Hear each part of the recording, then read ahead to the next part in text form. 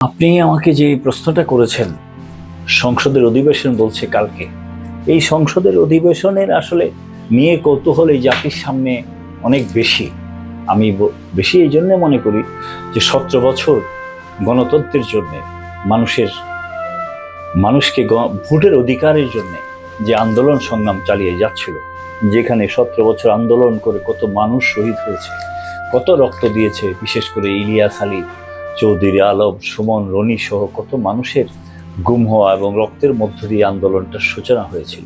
Finishing টাইমে আমাদের ওয়াসিম, সাইদ, মুগ্ধরা জীবন দিয়ে সেটাকে, গণতন্ত্রকে প্রতিষ্ঠিত করেছেন, ভোটের অধিকারকে প্রতিষ্ঠিত করেছেন। এই রক্তের মধ্য দিয়েই আগামীকালকে এই সংসদ বসতে যাচ্ছে।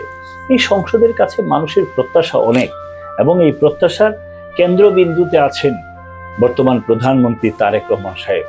এবং কেন্দ্রবিন্দুতে উনি পৌঁছার পরে তার কাছে মানুষ যে প্রত্যাশা করতেছেন এবং একজন প্রধানমন্ত্রী হিসেবে যে কমিটমেন্ট উনি করেছেন এই পর্যন্ত, প্রতিটা কমিটমেন্ট আমি দেখছি যে উনি চেষ্টা করতেছেন ফুলফিল করার জন্য। একটার পর একটা বড় বড় কমিটমেন্ট যেটা ছিল, যেমন ফ্যামিলি কার্ড নিয়ে কথা বলা হচ্ছিল, আরও বেসিক বিষয় নিয়ে 10,000 টাকা ঋণ মকুফের কথা ছিল, এমন মেজর কিছু দাবি দেওয়ার কথা ছিল। সেই দাবি দেওয়া ইতিমধ্যে উনি ফুলফিল করে ফেলেছেন। এবং এই সংসদের কাছে জাতি আসলে এটাই প্রত্যাশা করেছিল যে নেতা হিসাবে আপনারা যে কমিটমেন্ট করবেন অবশ্যই সেটা ফুলফিল করবেন। আর আগামীকালকে যে সংসদ বসছে সেই সমস্ত দাবি দেওয়া পূরণ হবে, সমস্ত মানুষের অধিকার প্রতিষ্ঠিত হবে। আর যারা গণতন্ত্রের জন্য, ভোটের জন্য রক্ত দিয়েছে তাদের রক্তের মূল্য পরিশোধ হবে।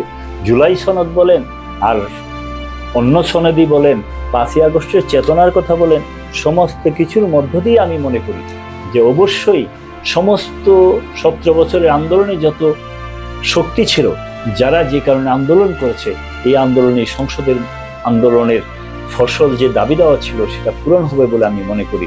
আমি আরো মনে করি যে এই সংসদ দিয়েই বাংলাদেশের গণতান্ত্রিক যাত্রা যেটা শুরু হচ্ছে, ইতিবাচক আজকে পর্যন্ত যেটা করে যাচ্ছেন, গত এই যে সংসদ বসার আগে রাষ্ট্র গঠন হওয়ার পরে ওনারা যেভাবে চালিয়ে যাচ্ছেন, বিশেষ করে প্রধানমন্ত্রী যেভাবে দেশটাকে কন্ট্রোল করে চালিয়ে যাচ্ছেন, আমরা সেটা প্রত্যাশা করি ওনার কাছে যে উনি আরো সুন্দরভাবে দেশটা পরিচালনা করবেন। আরো ইন্টারেস্টিং যেটা, যে উনি নেতা হিসাবে সফলতাই দেখিয়ে যাচ্ছে। এই পর্যন্ত যা যা করেছেন মানুষের প্রশংসাই চলছে, এবং এই পর্যন্ত তার প্রতিটা কথার যে ভলিউম দিয়ে উনি বলছেন, এটা মানুষের কথাগুলোই তার মুখ থেকে বেরিয়ে আসছে। সুতরাং আমি মনে করি এইভাবেই যদি চলমান থাকে তাহলে এই সংসদের কাছে জাতি যেটা প্রত্যাশা করে সেই প্রত্যাশা পূরণ হবে বলে আমি মনে করি। আমরা চাই এভাবেই একটা দেশ এগিয়ে যাক, বাংলাদেশ এগিয়ে যাবে, সেই প্রত্যাশা করি। ধন্যবাদ আপনাকে।